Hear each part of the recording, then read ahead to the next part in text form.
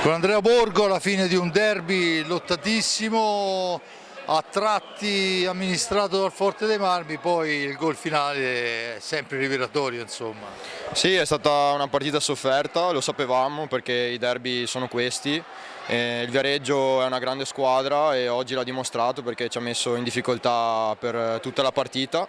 E sì, alla fine per fortuna l'abbiamo chiusa e niente, sono contento della vittoria della squadra.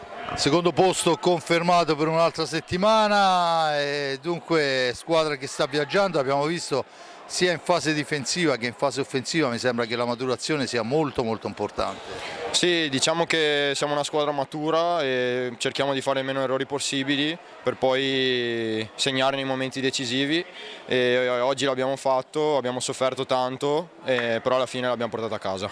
Borgo che per la seconda volta anche contro il Follonica io ho detto una pischerata durante la cronaca, sul 3 pari ho detto adesso esce l'eroe di giornata, è uscito Borgo. Stasera c'era Giulio che stava parlando della tua convocazione nell'Under 23 e anche a ricordo del fatto che Cinquini aveva segnato dopo aver sbagliato il rigore, ti hai sbagliato la punizione prima, dice dobbiamo aspettarci che ci segni e Borgo già ha segnato, un cobra.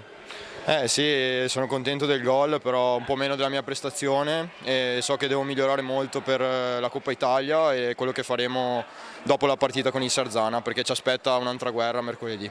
Bene, io ti ringrazio Andrea, alla prossima, grazie mille.